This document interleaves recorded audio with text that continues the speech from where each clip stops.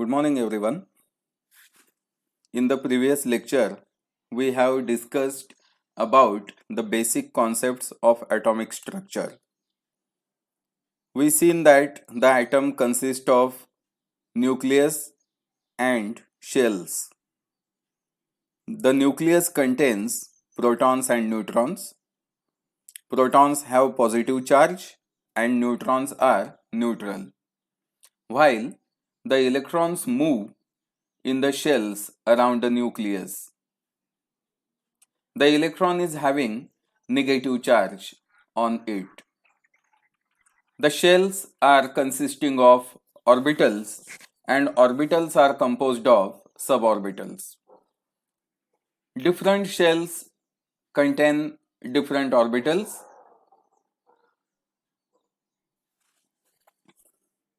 and that is how the structure of atom is. Now, let us start our first chapter, the gaseous state. We know that there are three states of matter. First state is solid state, liquid state, and gaseous state. You can see the pictures in upper right corner. The solids have definite shape and size. Liquids occupy the shape of the container in which they are kept, and gases, they have very negligible intermolecular forces of attraction. So these states, they depend on the intermolecular forces of attraction. If the intermolecular forces of attraction are very strong, then the molecules are not free to move here and there. And that's why we call it as solid, having specific shape and size. In case of liquids, the intermolecular forces of attraction are moderate, and that's why the liquid molecules are not very free to move away from each other, but they can move in the vicinity of each other, and that's why they occupy the shape of container in which they are kept. However, the gases have negligible intermolecular forces of attraction, and that's why the gas molecules are very free to move away from each other.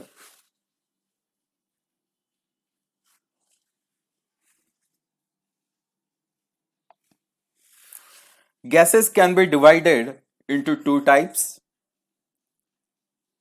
ideal gases and non-ideal gases. The non-ideal gases are also called as real gases. आपण जेही gases बघतो, जे आपल्याला माहिती आहे, oxygen, nitrogen, hydrogen, जेही gases असतील, all these gases are non ideal. मग आयडियल केव्हा म्हणायचं आणि नॉन आयडियल केव्हा म्हणायचं? So an ideal gas obeys ideal gas equation. The equation is obeyed by ideal gas at all the conditions of temperature and pressure. Temperature आणि pressure काहीही असू द्या, ideal gases ideal gas equation follow करतात. मग ideal gas equation काय नेमकं? The equation is PV is equal to nRT. Do you know the terms involved in this equation? P is the pressure, V is the volume, N is the number of moles, R is gas constant, and T is absolute temperature. तर ideal गॅसमध्ये असं आहे की ह्या equation नुसार आपण जितका pressure वाढवू तितका व्हॉल्यूम कमी होईल, किंवा जितका प्रेशर आपण कमी करू तितका व्हॉल्यूम वाढेल. पण रिअल गॅसेसच्या बाबतीत असं दिसलंय की रिअल गॅसेस जे आहे त्या काही गॅसेसमध्ये आपण प्रेशर ज्या प्रमाणात वाढवतो त्यापेक्षा व्हॉल्यूम जो आहे तो खूप प्रमाणामध्ये कमी होतो. काही रिअल गॅसेसमध्ये आपण प्रेशर ज्या प्रमाणात वाढवतो व्हॉल्यूम त्या प्रमाणात कमी होतच नाही. जसं की हायड्रोजन, हेलियम वगैरे आपण पाहिलं, आपण प्रेशर बराच वाढवतो पण त्यांचा व्हॉल्यूम जितका कमी व्हायला पाहिजे तितका कमी होत नाही. त्या उलट कार्बन डायऑक्साईड सारखा जो गॅस आहे, आपण प्रेशर दिला त्याच्यावरती की आपल्याला असं वाटेल की समजा याचा व्हॉल्यूम 1 लिटर झाला पाहिजे एखाद्या विशिष्ट प्रेशरला, पण तो प्रेशर आपण दिल्यानंतर त्याचा व्हॉल्यूम 1 लिटर पेक्षाही कमी होऊन जातो, म्हणजे त्याचं कॉम्प्रेशन जास्त होतं. त्या उलट हायड्रोजन आणि हेलियम सारखे जे गॅसेस आहेत ते पाहिजे तितके कॉम्प्रेस होत नाही प्रेशर वाढवल्यावरही. मग याचा अर्थ काय की आयडियल गॅस इक्वेशन हे गॅसेस फॉलो करत नाही. They don't obey the ideal gas equation. पण काही विशिष्ट टेम्परेचर आणि प्रेशरला मात्र ते काही प्रमाणामध्ये आयडियल गॅस इक्वेशन ओबे करतात. जनरली हाय टेम्परेचर आणि लो प्रेशर, एकदम कमी प्रेशरला रिअल गॅसेस सुद्धा आयडियल गॅस इक्वेशन ओबे करतात, पण सगळ्याच कंडिशनला नाही, आणि त्यामुळे त्यांना रिअल गॅसेस किंवा नॉन आयडियल गॅसेस म्हणतात. So the thing to remember is ideal gases obey ideal gas equation at all the conditions of temperature and pressure. Real gases, they obey the ideal gas equation under specific conditions, not at all the conditions. Okay. So while studying the gaseous state, we come across a very famous theory of gases. It is kinetic theory of gases. ही फार महत्वाची theory आहे आणि गॅसेसच्या बाबतीत accept झालेली ही एक चांगली theory आहे, ज्यामध्ये बऱ्याचशा गोष्टी गॅसेसच्या आपल्याला समजतात. The kinetic theory of gases was earlier proposed by Bernoulli in 1738. Bernoulli नावाच्या शास्त्रज्ञाने ही थिअरी अगदी सुरुवातीला शोधली होती, पण त्यांनी जी शोधली ती अगदी प्रिमिटिव्ह स्टेजमध्ये होती. त्यात फारसे अझम्पशन्स वगैरे या गोष्टी मुद्देसूदपणे नव्हत्या, पण तरी सुद्धा एक आयडिया त्यांनी दिली आणि त्यांच्याच आयडियावर काम करून नंतर त्या थिअरीचं डेव्हलपमेंट केलं मॅक्सवेल, बोल्ट्झमन आणि क्लॉसियस या लोकांनी. अजून काही शास्त्रज्ञ त्यामध्ये होते, पण मेन जे कॉन्ट्रीब्युशन होतं कायनेटिक थिअरी ऑफ गॅसेस मध्ये ते मॅक्सवेल, बोल्ट्झमन आणि क्लॉसियस यांचं होतं. So let us see what is the kinetic theory of gases. There are some assumptions of kinetic theory of gases. First assumption is a gas consists of a large number of tiny discrete particles. Gas जो आहे त्याच्यामध्ये खूप सारे बारीक particles असतात, बारीक कण असतात. डिस्क्रीट म्हणजे असे वेगवेगळे झालेले, एकमेकाला ते चिटकून वगैरे नसतात, वेगवेगळे कण असतात. ओके. आणि त्याच कणांना, त्या पार्टिकल्सला मॉलिक्युल्स असं म्हणतात. A gas consist of a large number of tiny discrete particles called as molecules. The molecules of a gas are exactly similar. आणि हे जे सगळे मॉलिक्युल असतात एखाद्या विशिष्ट गॅसचे, म्हणजे आपण जर म्हटलं क्लोरीन गॅस, तर त्या क्लोरीन गॅस मधले सगळे मॉलिक्युल जे क्लोरीन मॉलिक्युल असतील ते सारखेच असतील. They are exactly similar and possess same mass, size and shape. आणि त्या सगळ्यांचं वजन असेल, आकार असेल, आकारमान असेल, ते सारखं असेल. आपण हायड्रोजन गॅस घेतला, सगळे हायड्रोजन मॉलिक्युल असतील, so obviously they all will be similar and they will possess same mass, size and shape. The molecules, second assumption, the molecules of the gas are in constant random motion in all possible directions. आता हे जे gas molecule असतात, आपण सुरुवातीलाच बघितलं की gas molecules मध्ये intermolecular forces of attraction negligible असतात, म्हणजे नसल्यासारखे असतात. आणि त्यामुळे काय होतं, the gas molecules are free to move away from each other. जर एखाद्या कंटेनरमध्ये, एखाद्या सिलेंडरमध्ये वगैरे आपण त्यांना भरून ठेवलंय, तर त्या सिलेंडरमध्ये ते फ्रीली मूव्ह होतील. They are always in constant random motion. ते कसेही फिरतील. आणि असं काही नाही की बुवा सगळे खालून वरच जातील किंवा असे पूर्वेकडून पश्चिमेकडे जातील, असं काही फिक्स नाही त्यांचं. ते रॅन्डमली कोणत्याही दिशेला फिरत असतात. They are always in a constant random motion in all possible directions. कोणत्याही दिशेला. पण कोणत्याही दिशेला जरी ते जात असले तरी ते एका सरळ रेषेतच जातात. सरळ रेषेत जातात. कुठपर्यंत? जोपर्यंत ते दुसऱ्या एखाद्या मॉलिक्यूल वरती जाऊन आदळत नाहीत, किंवा ते जे कंटेनर आहे त्या कंटेनरच्या वॉलवरती जाऊन आदळत नाही, तोपर्यंत ते सरळच चालतात. आदळल्यानंतर मात्र त्यांची दिशा बदलू शकते. आदळल्यानंतरही ते काही असे नागमोडी किंवा झिगझॅग असे नाही चालत, स्ट्रेटच चालतात. पण एका विशिष्ट दिशेमध्ये सरळ चालणे हे त्यांचं कोलिजन होईपर्यंत होत असतं. They travel in a straight line until they collide with other molecule or with the wall of the container. इथे तुम्हाला दिसेल या बॉक्समध्ये जी डायग्राम दिलेली आहे, जी GIF ॲनिमेशन दिलेलं आहे, त्या ॲनिमेशन मध्ये तुम्हाला दिसेल की गॅस मॉलिक्यूल रॅन्डम मोशन मध्ये आहेत. ते सरळ चालतायत, पण कोलिजन झाल्यानंतर त्यांची दिशा बदलते.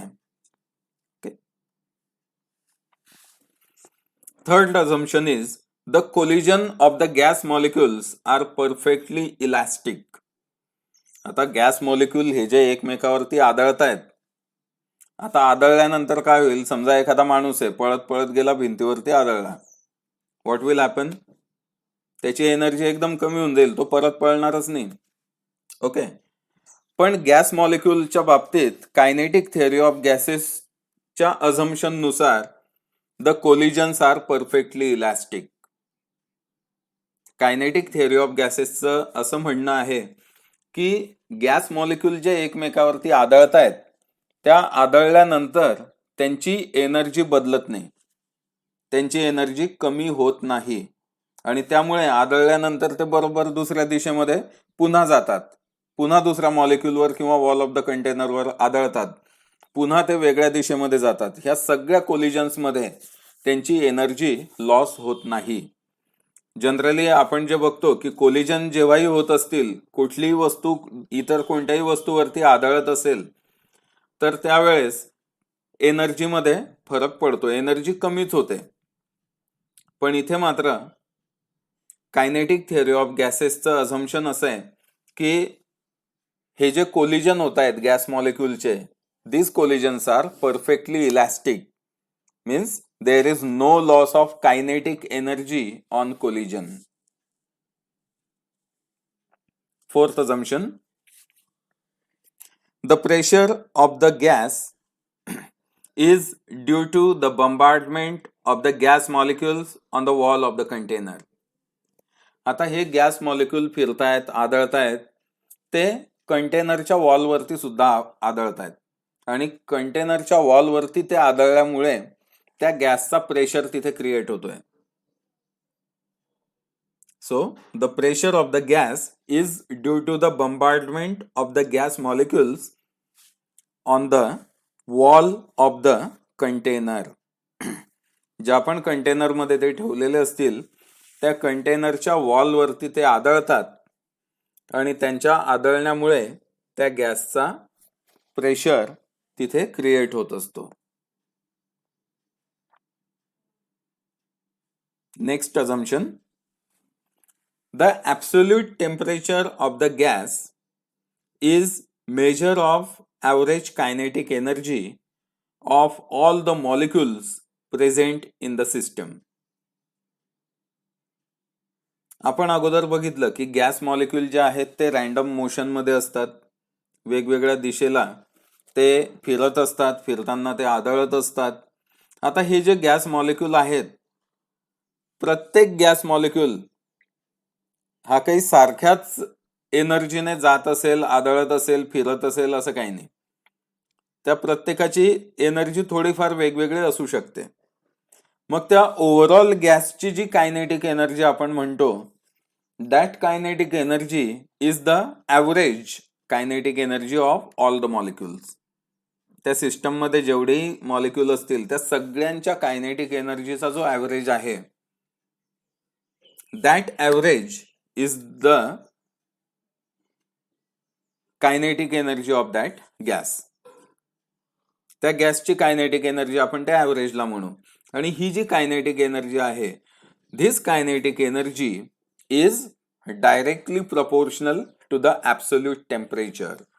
आणि ही एनर्जी जी आहे ही तापमानावरती अवलंबून आहे. तापमानाला ती डायरेक्टली प्रपोर्शनल आहे. आता टेम्परेचर जर आपण वाढवलं, एखाद्या गॅसचं आपण टेम्परेचर वाढवलं तर काय होणार आहे? त्या गॅस मॉलिक्यूलला त्या टेम्परेचरच्या माध्यमातून एनर्जी मिळेल. एनर्जी मिळाली म्हणजे ते अजून जास्त स्पीडमध्ये पळतील.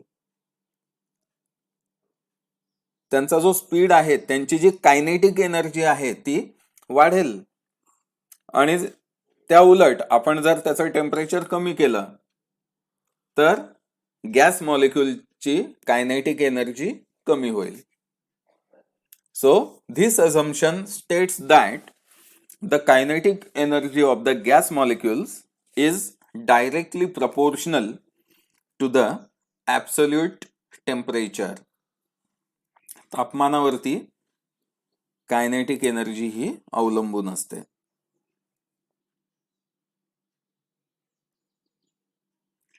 Sixth assumption of the kinetic theory of gases: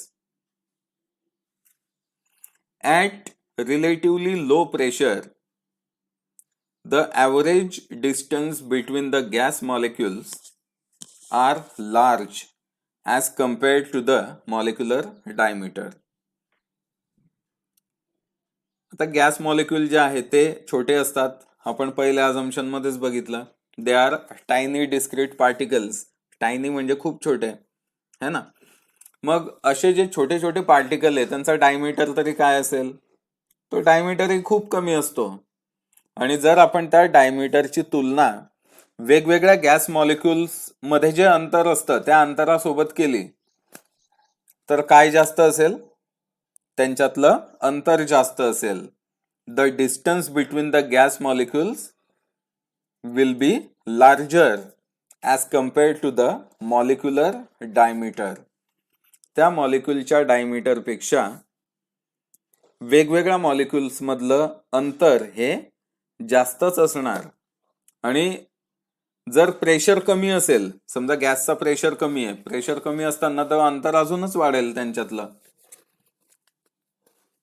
okay, so at low pressure the average distance between the gas molecules are large as compared to the molecular diameters.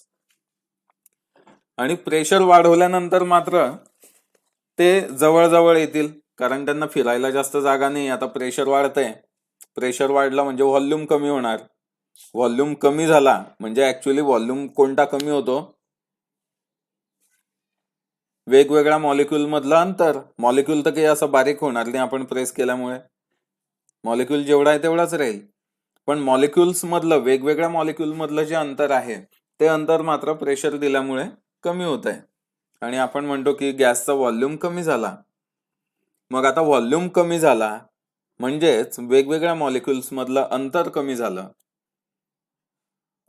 आणि आता हे जे कमी झालेलं अंतर आहे हे मॉलिक्युलर डायमीटर सोबत थोडं कम्पॅरेबल असू शकतं. It may be less than the molecular diameters.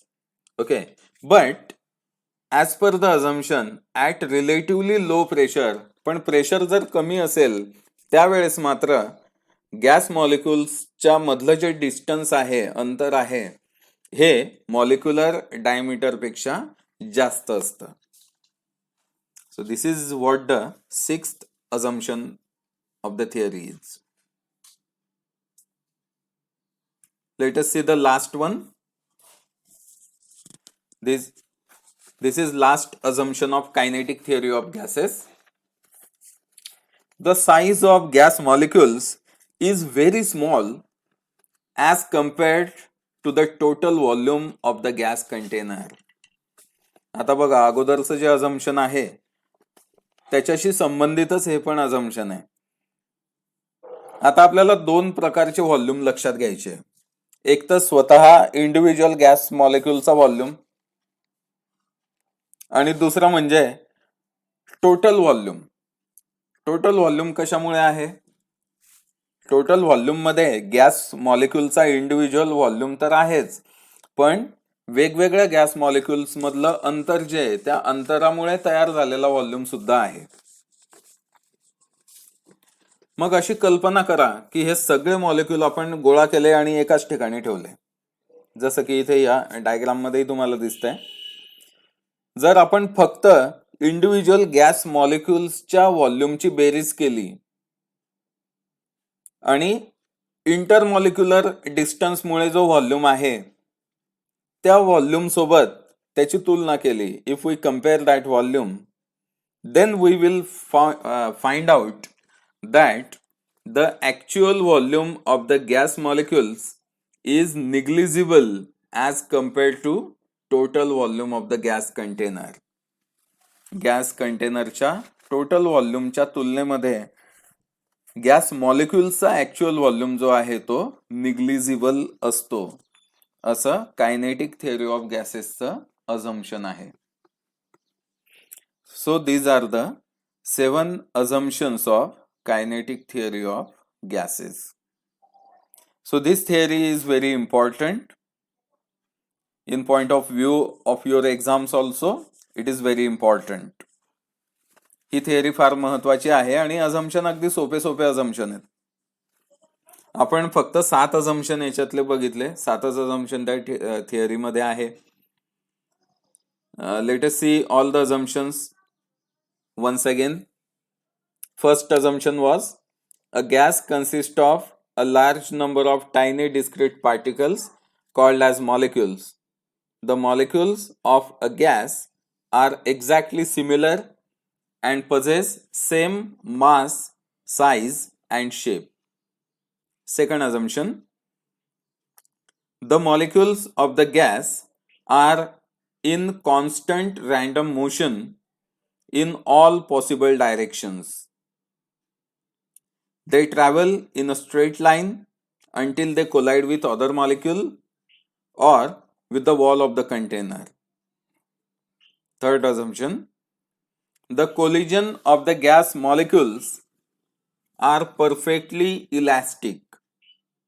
There is no loss of kinetic energy on collision. Fourth, the pressure of the gas is due to the bombardment of gas molecules on the wall of the container. Fifth, the absolute temperature of the gas is measure of average kinetic energy of all the molecules present in the system. It means kinetic energy of the gas molecules is directly proportional to the absolute temperature.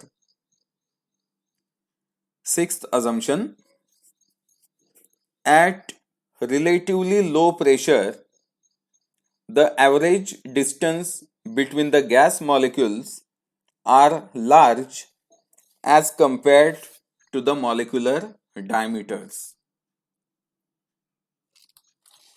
Seventh assumption, the size of gas molecules is very small as compared to the total volume of the gas container. Therefore, actual volume of the gas molecules is negligible as compared to the total volume of the gas container. So these are the 7 assumptions of kinetic theory of gases. We have seen that the theory was proposed by Bernoulli and then it was further developed by Maxwell, Boltzmann, Clausius. Now we shall stop here. See you in the next lecture. Thank you.